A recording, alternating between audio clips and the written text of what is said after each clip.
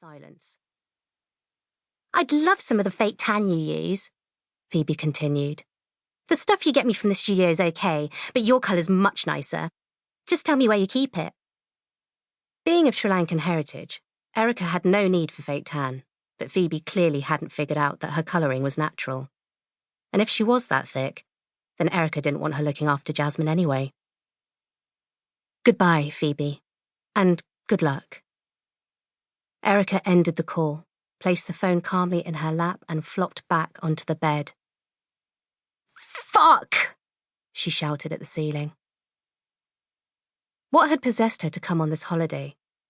Things always went wrong when she was away. Louise and Polly weren't even real friends. They were mum friends. Their only common link was that they had children the same age.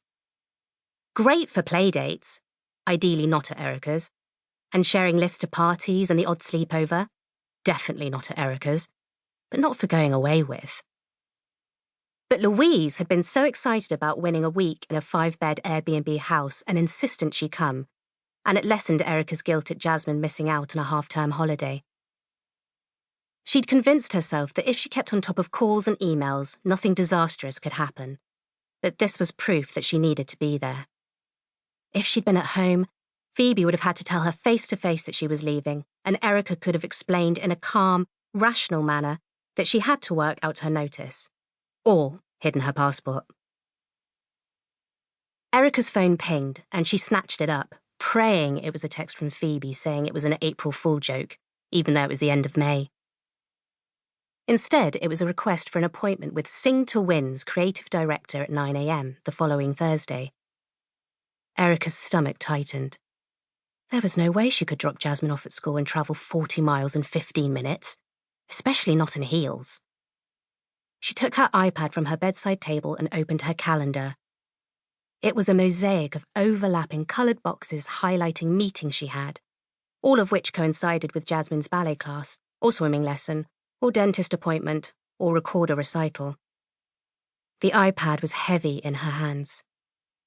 She had to go to all her meetings. If she didn't, her career was over. Instead of being head stylist for Sing to Win, and on most fashion editors' speed dial, she'd be picking out thongs for Z-listers to wear in the jungle. Everything she'd worked so hard for would be gone. Worse than that, she'd have to go to the recorder recital. She dialed Dan's number. Why was she panicking about this? It was his fault they couldn't afford a nanny. "Dan Ford, please."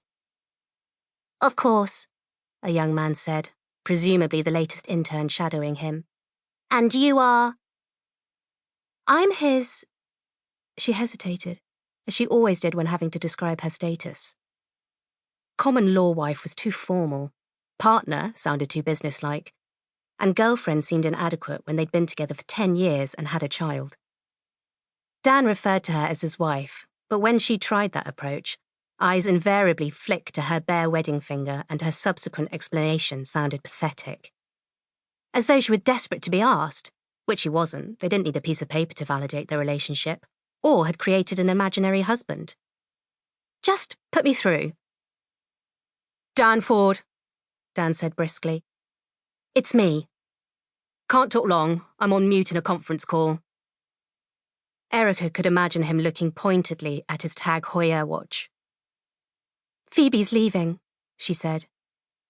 "Shame. I'll miss her false nails blocking up the waste disposal unit." "Not as much as we'll miss her looking after Jasmine."